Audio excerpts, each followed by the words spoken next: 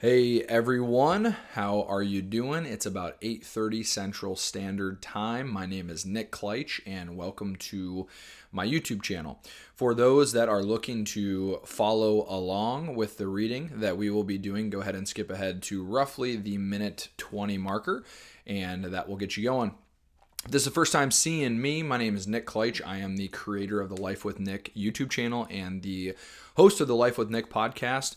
Just to give you guys a quick template of myself. So I read/teach a personal development book a month. As you can see, I've been blessed to read a handful of them. And so if that's something for you, would love for you to subscribe to the channel. Also, like I said, I am the host of a podcast, so I give voice to everyday people just for their experiences and just have really good, hearty conversations with good people out there because there's a lot of really cool people. So that is kind of the premise. If that is something for you, go to the introduction video on my channel and or just kind of check some things out and subscribe if it's for you and join the community. Now, without further ado, we're going to get back into our book read and book teach of the month, the 5 Major Pieces of the Life Puzzle by Jim Rohn. We just wrapped up the introduction, and we will be entering into the first part of the personal philosophy series here. It was very detailed, and so this might come as a theme for the other pieces of the puzzle, but as far as me reading this book a handful of times, this definitely is the most kind of girth here. So a lot of good stuff. We'll kind of tackle it part by part. But yeah, I'm ready to dive in if you guys are. So go ahead and turn to, let's see what page. Page 19, and we will begin. So, excuse me. Philosophy, as Jim defines it, is the chief cornerstone in the foundation of the 5 major pieces of the life puzzle. A massive element in determining how our lives turn out is the way we choose to think. Everything that goes on within the human mind in the form of a thought, idea, or information forms our personal philosophy. Our philosophy then influences our habits and behaviors. So let's tackle that. Let's kind of break that down. The first pillar in today's video is how our personal philosophy is formed. This is really good stuff here, guys. At the most basic level, our personal philosophy comes from what we know currently and the process of how we came to know all that we currently know. As simple as that. I'll say it one more time. So at the most basic level, our personal philosophy comes from what we currently know today and the process of how we came to know what all we currently know. Throughout our lives, we receive input from a multitude of sources: schooling, parents, friends, work associates, the news, podcast, books, etc. And we will continue to observe and retain input throughout the duration of our lives. The good news is that the source of knowledge that we choose to tap into is virtually unlimited. That's good and both bad because we need to be able to filter that stuff. But as we age into adulthood, we begin the process of developing a natural filter of what we believe to be true about life. As new information comes in, we leverage this filter to decide what information is useful and what information is not. This filter is a part of our personal philosophy. So pretty straightforward stuff, but just to kind of make sense of things again. So as we're getting older, as we're growing up, we go through the schooling system that we did. If we did go through schooling, our parenting, our friends, our family, all that stuff, everything we know as of today makes up our personal philosophy. With that, we develop a filter of what we believe to be true and what we don't believe to be true, and we use that filter every single day, whether we know it or not. We are constantly in the process of checking our pre-existing beliefs for the accuracy and confirmation in the light of new information. As we blend the new with the old, the result is either strengthening our past belief or broadening our current philosophy in the light of new or valuable information about life and people. Sorry, just to kind of reiterate that piece again. I mentioned this in the first video, so for those reading along, it might make more sense. But if this is your first one that you're just testing out, I'm reading a little bit more information than normally I do. I like to improvise at times, so if I make a couple of these errors, just bear with me. But going back to that, so as we blend new with the old, the result is either the strengthening of our past beliefs or the broadening of our current philosophy in light of the new and valuable information. So if we're closed-minded, then we already assume we know everything that we're going to know, therefore all inputs would be rejected. If we're open-minded, all new inputs coming in hit that filter, and that will battle test what we believe to be true, and we have to have the courage to say, you know what, that's a new and worthy ideal philosophy or concept. We need to see how that fits in. The same beliefs that we use to develop our personal philosophy are the same beliefs that determine our value system. Our beliefs lead us to make certain decisions about what is valuable to us as humans. As the days, weeks, months, and years go by, we choose to do whatever we think is valuable. So just take a moment to contemplate that last little piece. We choose to do whatever we think is valuable, and that goes with our habits, our belief systems, all that good stuff. A simple example. One may choose to rise at 5 a.m. to get a head start on the day. They may work out and read after waking and then go to work, spend time with family, go to bed early. Another individual may rise at noon, watch television for a while, eat a healthy diet, go to work, at a simple job, come home, go to bed at midnight. Neither option is good nor bad, yet it is the personal philosophy that guides these decisions. But the end result of what either individual accomplishes reflects their personal philosophy. Their results may be drastically different using those different systems. So we all have to make and will continue to make decisions based on what we think is valuable. Whether the decision we are making leads us towards inevitable success or unavoidable failure depends on the information we have gathered and choose to gather over the years to come. So the last kind of nail in the coffin there on the first pillar, or the conclusion of that rather, is we have to take a hard look at where we are today. Is that successful? Is that failure? Is that neutral? And everything that would have been inputted to us has led us ultimately to where we are today.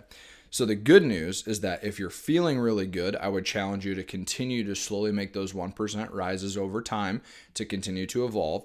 If you're displeased with where we are right now, then this is your wake-up call, right? This is the wake-up call to the personal philosophy saying, okay, I now know how it's formed. Now I can become more aware to getting in front of new and better information. This is where we're kind of going, hence the book. But if that is kind of where you're at and you're feeling in that desperation, as we talked about in that intro video, it's good. This is the stuff you need to turn into, and I'm grateful to deliver this message to you guys. If you're neutral, I would encourage you to be erring on the side maybe of needing to implement some new stuff to kind of shake it up a little bit. Neutral is certainly not bad or good, obviously, but we want to continue to evolve ourselves over time. So, the second pillar is learning how our personal philosophy is implemented into our lives. So we know how it's formed. If you need to go back and kind of break that stuff down, that's totally understandable. But now that we know that, we can understand where that formed figure is implemented into our lives. The personal philosophy is like the set of the sail. In the process of living, the winds of circumstance blow on us all in an unending flow that touches each of our lives. We have all experienced disappointment, failure, and heartbreak, yet it is how our sail is set that determines how we respond to these said events. I love this analogy because everyone has the opportunity to set their own sail, and using the wind as kind of the circumstantial thing that everyone faces is a cool kind of way that Jim has processed and shared this with us. It is time for a question. Why then would each of us in our own individual ships of life, all beginning at the same point with the same intended destination of success, peace, and happiness, arrive at such different locations at the end of the journey?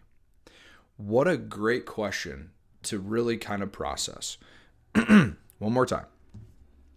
Why then would each of us in our own individual ships of life, all beginning at the same point, with the same intended destination of success, peace, and happiness, arrive at such different locations at the end of the journey? Have we not all sailed upon the same sea? Have we not all been blown by the same wind of circumstances? What guides us to different destinations in life is determined by the way we have chosen to set our sail. The way that each of one of us thinks makes a major difference in where each of us arrives. The major difference is not the winds of circumstances, but the set of the personal philosophy sail. So take that as you will, but I would also maybe add into this as we're setting our sail, knowing that we are the one in control and are responsible and are accountable for how that sail gets laid. So that is the kind of the distinction point of personal philosophy. We're running that marathon, or we're going through life, or the seas of life, as he talked about, to get to the end destination. And it is those that kind of monitor and build and really kind of lean into that personal philosophy that takes them to the end of the journey. Excuse me. So this is more so me speaking a little bit, but I think it's a nice piece. Let's see here. Okay. So we are all placed at the start of the marathon of life, whether we like it or not. This is our birth into the world. We don't choose our parents, our family lineage, how we are raised, how we were raised, and where we were raised.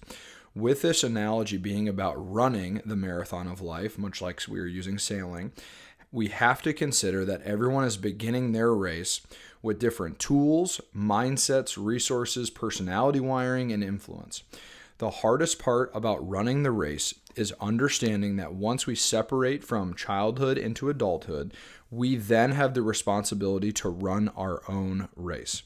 Some people never take responsibility and will drift throughout the race and finish at a time that is not their own, on their own terms and not on their own liking. For those who do take responsibility of how they run their race, they are in control of the set of the sail. This is why it is so important to run. Let's see here. This is why it is so important to run the race with the proper pieces. It is not what happens that determines the quality of our lives, right? The circumstances, the winds of circumstance, but what we choose to do when we have the struggle to set the sail and then to discover the winds of circumstances have changed. And then we will change, and then they will change for everyone over time. I think I maybe had a little bit of an error in my typing there, but essentially what this is saying is that when we begin this race, when we begin to set out on our lifeboat, that we have to know that we are solely responsible for setting it, for developing it, and for leaning on it. In addition to that, we need to go get those resources and make ourselves aware of these resources to be able to run the race on a time that is on our own terms and the quality of the running of the race on our own terms. So hopefully that didn't get too drawn out. But at the end of the day, let's say we're all starting, guns fired, we're running the marathon. At mile 10, you might be the one that gets the winds of circumstance. At mile 20, somebody else might. And throughout the race, everyone's going to get hit with these different things. But it is the groups that are prepared for that adversity who are the ones that are going to push through and finish, not only on their own liking, but with a good time. Not that it is time, but it's the analogy here. When the winds change on us, we must change. That is our only option. We must struggle to our feet once more and reset or strengthen our sail in the manner that will steer us towards the destination of our own deliberate choosing. The set of the sail, how we think and how we respond, has a far greater capacity to destroy our lives than any challenges we face. How quickly we make these adjustments in the face of adversity is more potent than adversity itself. We will acknowledge this discipline of resetting and monitoring how we set our sail. We can conclude that the great challenge of life is to control the process of our own thinking. Yes, I love that so much. As he has written it, it is just beautiful because it's just liberating knowing that we're in control of, again, building it, maintaining it, taking it off, coming down and repairing it. And yet this whole time we're running the marathon of life, or we're setting in the water or race on the water of life. I'm really trying to find myself there. We have this ability to always alter our circumstances for the way that we want to alter it. So that's really what I'm trying to drive home here. So that was the second pillar. And so we have formed our personal philosophy with the information provided. We have now understood where that gets implemented. So we got some really good bricks that are laid. To conclude the second pillar, we are now introduced to a new discipline in life. This discipline involves going to work on establishing a powerful personal philosophy. Of course, this happens over time, yet simply pausing and being aware this discipline provides us great power, for we are the ones who get to choose how much time and effort we deploy into creating a nearly impenetrable sail. Lastly, if we can succeed in this worthy endeavor, and that is what we just talked about as far as building an impenetrable sail and putting that sail in properly, the result will be a positive change in our income, our bank account, our lifestyle, and our relationships. If we can alter the way we perceive, judge, and decide upon the main issues of life, then we can dramatically change the end of the journey or the final race time in the marathon of life. So, I know I was doing quite a bit of reading there, but hopefully all of that was powerful as it was for me when I was rereading this book. It is such a good way to just start things off, if you will. Now, we're going to get to the third and final pillar, and we're going to begin to talk about a threat to this process of forming it, implementing it, and knowing that we can make it impenetrable. The third pillar brings forth a threat to the process of building our sail to navigate the circumstances of life. And that threat is the danger of neglect. We will refer to this in the other parts of this specific section, but I wanted to put it here, and it's not in the reading this way, mind you, but I wanted to put it here because I think it's very important. The primary reason most people are not doing as well as they could and should be can be summed up in a single word: neglect. The things that are easy to do are the things that are easy not to do. Generally, we know the what to do to live a happy life: the working out, the eating right, the bringing the appropriate attitude and attention to our relationships, the working on the career, all these things. Yet these what to do's are easy not to do because in the small moment of choosing to do them or not, we do not experience a lot of pain. So if this is the first time you're kind of contemplating or meditating on this, I'm just going to really drive this home because this is huge. So the what to do, we can learn over time. However, most of us in today's world with so much information kind of have an idea of the version of self we desire to be. With that, though, there's these daily choices that we have to make that will either bring us closer to that person or further away. And the hardest part of all of this is knowing that there's no immediate pain for not choosing to do some of these things. Neglect is defined as failing to care for properly, meaning failing to attend to the disciplines that make us successful. Neglect is like an infection. Left unchecked, it will spread throughout our entire system of disciplines and eventually lead to a complete breakdown of a potentially joy-filled, prosperous human life. It can go to that degree, and I love, again, Jim saying it's like an infection, which means it can be nearly not noticeable when it starts, and yet it can spread through us over time to really damage and break down our prosperous human life.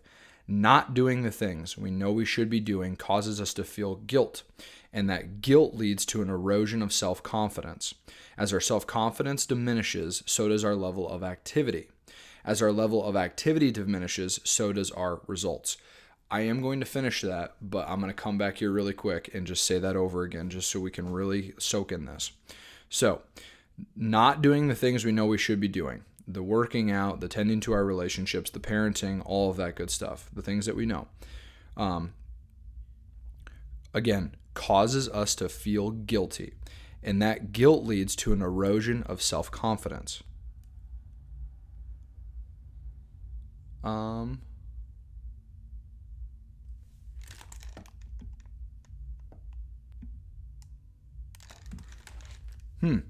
Somebody either below me or outside, there's like a really loud banging noise, so hopefully that doesn't... Oh, there it went away. Sorry to... My ADHD kicked in really hardcore there. All right, let's bring that back. So leads to erosion of self-confidence. As our self-confidence diminishes, so does our level of activity, and activities are what we do every day. As the level of activity diminishes, so do the results. So we're not doing as much because we're not as confident about doing those things.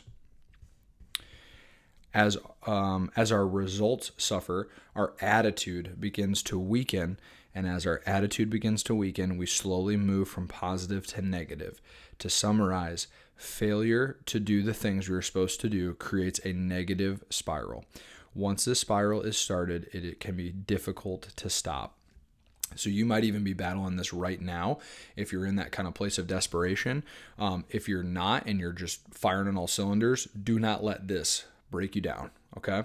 Be mindful of it as I'm sharing it with you, but do not let you break it down, because I've personally had points where you feel like you can't just get it going. There's not, everything you're doing is getting shut down. It's just like, oh my gosh.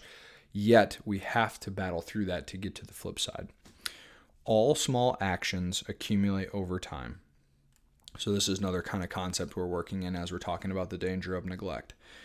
If we neglect our what-to-dos, we will eventually arrive at a destination that we don't desire to be at.